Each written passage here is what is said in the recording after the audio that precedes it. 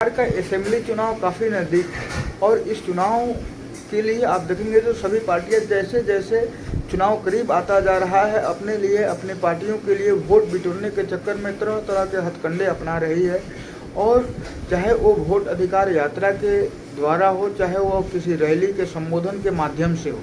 Vote अधिकार यात्रा में इसलिए उस पर तंज करना पड़ रहा है कि वोट अधिकार यात्रा से किसको अधिकार मिल जा रहा है,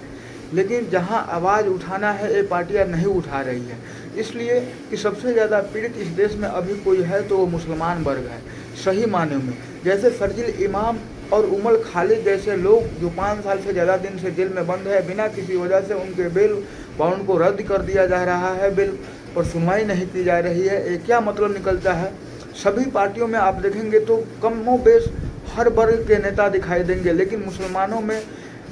वर्ग से आप देखेंगे तो किसी भी पार्टी में कोई बड़ा नेता दिखाई नहीं देगा किसी मंच पर या किसी रैली में। यह इस बात को दर्शाता है सभी पार्टियां मुसलमानों के साथ छलावा के जैसे काम करती है और वह सिर्फ छल करके ठग करके बीजेपी का डर दिखा करके हम सबों से वोट ले लेती है। लेकिन जब आवाज़ उठाने की बात आता है, जब हम लोगों के मजबूरी में मजबूती बनकर हाथ में आकर चलने की बात आता है तो सभी पीछे हट जाती है और अपनी आवाज़ को दबा लेती है। उन लोगों का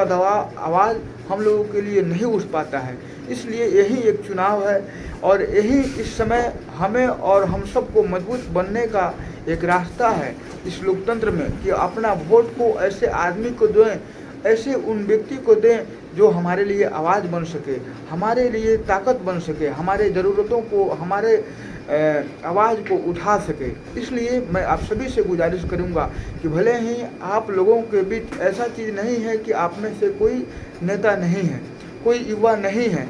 उन सभी में है, उन सभी वर्गों में है, लेकिन हम लोग मौका नहीं दे रहे हैं। अगर हम लोग मौका दें और क्योंकि यहाँ पर मुसलमानों की आबादी 18% है और लगभग सबसे ज़्यादा एक होकर के वोट किसी का गिरता है तो मुसलमान आबादी का गिरता है, लेकिन फिर भी उनका कोई अस्तित्व इस बिहार की राजनीति में नहीं है या देश की राजनीति में भी हम देखें तो कोई अस्तित्व, कोई आधार नहीं है। इसलिए कि हमें किसी का डर दिखाकर कोई हमारा नाजायज़ फ़ायदा उठा ले रहा है और हम हमेशा ठगते जा रहे हैं और हमेशा पिटते जा रहे हैं, कभी किसी रूप में, कभी किसी के द्वारा, कभी किसी को, कभी किसी के साथ। इसलिए ये जो वोट का समय है, ये जो उंगली का ताकत है, इस ताकत को हम वैसे लोग के दें जो हमारे लिए आवाज़ उठाए, चाहे गैर काम भी क्यों ना हो। पप्पू यादव जैसे लोग अगर हों तो उन्हें आप लोग जिताइए, लेकिन अपने में जो भी अगर युवा आगे आ रहा है उसे हम युवा नेता क्यों नहीं बनाएंगे, उसे संसद में क्यों नहीं भेजेंगे।